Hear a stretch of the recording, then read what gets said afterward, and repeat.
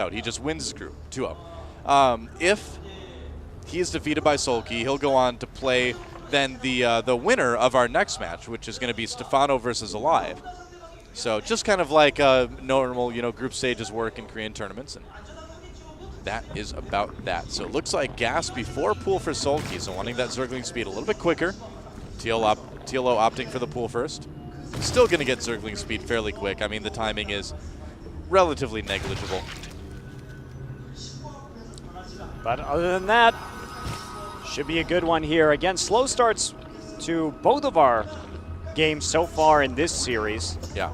Just very conservative play, economy focused from TLO and SoulKey so far.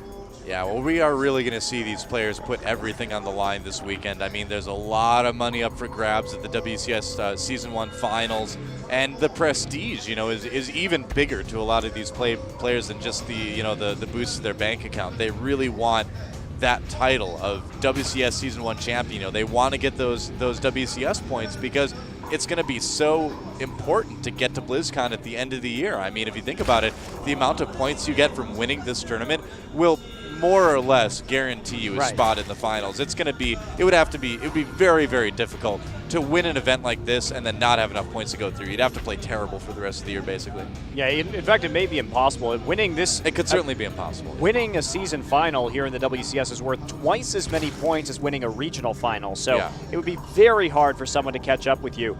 And of course, in addition to the money you get this time, a seed in that at BlizzCon means it's pretty much just more guaranteed money at the end of the year as well. So important. And you get to go to BlizzCon, which sounds awesome. I've never actually been to a BlizzCon. I haven't either. I've always wanted to go, but like every year I'm like, all right, this is the year. And then just like something comes up and I can't do it. And like last year, I finally lived in California for a while, and then they didn't have BlizzCon. So I'm like, oh, I guess I give up. I give up. I may never make it to BlizzCon, but I'll hold out hope, I guess, for a little while longer. Well, SoulKey going to be getting that Baneling Nest a little earlier than TLO right now. Love to see what exactly he's going to do with that. He's going to make a huge round of Zerglings right as speed finishes. Yeah. And TLO opting for the Roach Warren once again. Well, TLO's not going to be quite as prepared for this as he's going to want to be because of that Roach Warren, because of a little bit of droning, because of the Baneling Nest.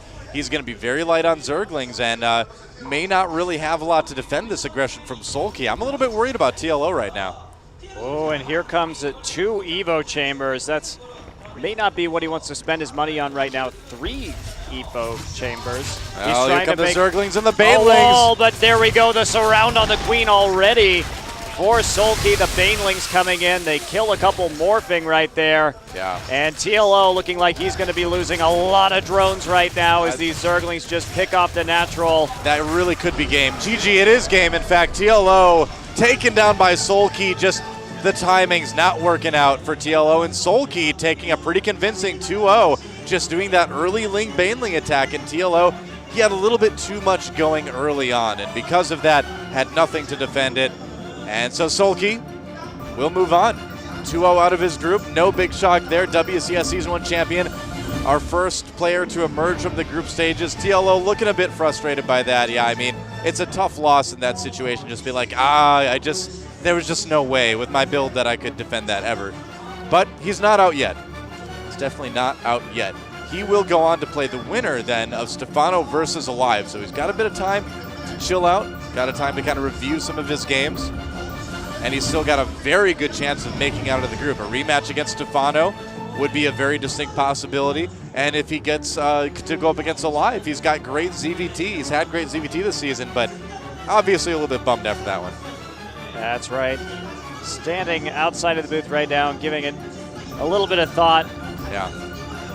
He may have to go back and rematch Stefano, or he may be up for that ZVT. That would be exciting, against Alive. Yeah. But coming up next, we will have Alive versus Stefano. The loser of that match will be out of the WCS Season 1 final. Yeah, nobody wants to be the first guy to get knocked out of the tournament, so you do not want to miss that. Wow, that was suddenly like the hardest sentence ever. But Stefano versus Alive, what a great TVZ. That's going to be a lot of fun, actually. That feels like an old school TVZ from like last year, I mean, when both these guys were just killing everybody, and they're still doing well this year. But Stefano, again, in a season, in a year where he says he's going to retire. And so, maybe, wanting to win but not feeling that deep competitive drive that we maybe saw before. But then we've got Alive, too, who's always been kind of fighting for relevance in the Starcraft community. And he did win IPL 4. He has a big championship.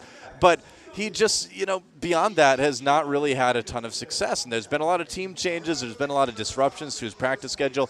Seems like he's found a good home on Evil Geniuses, and I feel like his play is starting to reflect it, too. I mean, he went up against SoulKey in round 1, which is rough for any Terran, but overall, I feel like this guy is starting to kind of come back. Well, we'll have to wait and see. We're going to a quick break, and we'll be back in a few. Thanks for watching, guys.